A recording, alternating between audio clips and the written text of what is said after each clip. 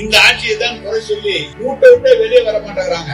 ஆனா பத்திரிகையாளர் நடந்தார், நிற்கிறார், போனார், வந்தார் என்று விளம்பரப்படுத்துகிறவர்கள் இவரை விட ஒரு நல்லாட்சியை தருவார் என்று தமிழக மக்கள் நம்புவார் என்ற கருதுகிறீர்கள் ஒரு காலம் நம்ப மாட்டார்கள். அவருக்கு மிக அதிகமான விளம்பரத்தை தந்து ஏதோ ஒரு தவிர்க்க முடியாத சக்தியாக தமிழ்நாட்டிலே உருவாக்கி கொண்டிருக்கிறார்கள். அதையெல்லாம் அடித்து நொறுக்குகிற வகையில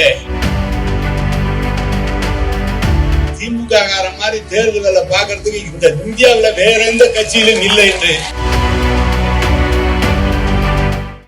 ஒரு பெரிய மகிழ்ச்சி. ஒரு அடிக்கல் நாட்டு நிகழ்ச்சியில 10,000 பேருக்கு மேலாக இந்த மாவட்டமே குழுமி வந்து சிவசங்கர் அவர்களுக்கும் நமது கழக தோழருக்கு ஆதரவு தெரிவிப்பதை பற்றி என்னுடைய பார்க்கலாம் பெரிய மகிழ்ச்சியாக இருக்கிறது. பத்திரிகையாளர்களும் ஊடகவியலாளர்களும் எவ்வளவு தூரம் வேறொருக்கு விளம்பரம் தந்து அவருக்கு மிக அதிகமான விளம்பரத்தை தந்து ஏதோ ஒரு தவிர்க்க முடியாத சக்தியாக தமிழ்நாட்டிலே உருவாக்கி கொண்டிருக்கிறார்கள். அதையெல்லாம் அடித்து நொறுக்குகிற வகையில நம்முடைய அரியலூர் மாவட்டமும் பெரம்பலூர் மாவட்டமும் மிக சிறப்பாக இங்கு வந்திருக்கிறது. இதுதான் யதார்த்தமான உண்மை. இன்றைக்கு எவ்வளவு பேர் இங்க கூடியிருக்கிறீர்கள். ஒவ்வொருவரும் வந்திருக்கிற ஒவ்வொருவரும் சாதாரண ஆள் அல்ல. ஒரு 50 வாக்குகளை 100 வாக்குகளை சேகரிக்கக்கூடிய அந்த ஆற்றல் பெற்ற மறவர்கள் தான் இன்றைக்கு வந்திருக்கிறார்கள். எனவே ஏதோ 10,000 பேர் என்றல்ல, இது லட்சம் பேருக்கு சமானமான வாக்கு வங்கி. அவ்வளவு பெரிய கூட்டமாக நமது கழக தோழருடைய திறமை எங்களுக்கு தெரியும். அது அந்த சொல்வாரு பாண்டே ஒன்று சொல்வாரு, மணிலாம் சொல்வார், திமுக மாதிரி தேர்தல்களை பார்க்கறதுக்கு இந்த இந்தியாவில் வேற எந்த கட்சியிலும் இல்லை என்று சொல்வார்கள். எனவே இப்போது இருக்கிற நம்ம சூழ்நிலை 5 ஆண்டு காலம் மிக சிறப்பான ஆட்சியை தந்திருக்கிறார். அவர் கேட்கிற அரியலூர் மாவட்டத்துக்கு தந்திருக்கிற திட்டங்களாக இருந்தாலும், திருச்சி மாவட்டம் பெரம்பலூர் மாவட்டங்களுக்கு தந்திருக்கிற திட்டங்களாக இருந்தாலும், தளபதி அவர்கள் அதில் மிகவும் உன்னிப்பாக இருந்த இந்த பகுதிக்கு பல்வேறு திட்டங்களை தந்திருக்கிறார்கள். இந்த ஆட்சியை தான் குறை சொல்லி மூட்டை விட்டு வெளியே வர மாட்டேங்கிறாங்க. ஆனா பத்திரிகையாளர் நடந்தார், நிற்கிறார், போனார், வந்தார் என்று விளம்பரப்படுத்துகிறவர்கள் இவரை விட ஒரு நல்லாட்சியை தருவார் என்று தமிழக மக்கள் நம்புவார் என்ற கருதுகிறீர்கள் ஒரு காலம் நம்ப மாட்டார்கள். கழகம்தான் வெற்றி பெறும். அப்படி ஒரு வெற்றி பெறுவதற்கு முதல் கூட்டமாக இந்த அரியலூர் மாவட்டம் பெரம்பலூர் மாவட்டத்திலே இது கழகத்தினுடைய பக்கம்தான், தளபதியினுடைய பக்கம்தான் என்று காண்பிக்கின்ற ஒரு சிறப்பான கூட்டமாக இந்த அடிக்கல் விழா நடைபெற்று இருக்கிறது.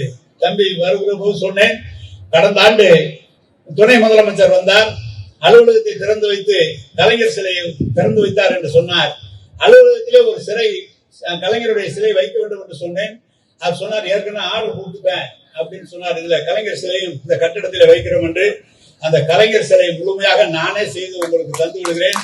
இந்த எப்படி அந்த குழந்தையை நான் அந்த மாணவியை பாராட்ட கடமைப்பட்டிருக்கிறேன். அவர் பேச்சு போட்டியில வெற்றிய 10,000 முதலாக நம்முடைய சிவசங்கரிடம் தந்து இந்த கட்டட நிதிக்கு என்று தந்திருக்கிறார். அவர் விருப்பப்பட்டால் என்ன சொன்னாலும் அவருக்கு இதை கட்டுவதற்கு உறுதியாக நான் இருப்பேன். சிலையை முழுமையாக அதை கொண்டு வந்து உங்களுக்கு கொடுக்கிற அந்த பணியை நான் செய்கிறேன். எனவே கழக தோழர்கள், இன்னும் சொல்ல போனால் இந்த திட்டங்களை எல்லாம் இப்படிப்பட்ட ஒரு ஆட்சியை மீண்டும் 96-2001 கலைஞர் ஆட்சி இருந்தது போல இனி தமிழகத்தில் யாரும் ஆட்சி செய்ய முடியாது. அவ்வளவு நல்ல திட்டங்கள். 2006-11 நம்முடைய கலைஞர் செய்தது போல யாரும் செய்ய முடியாது.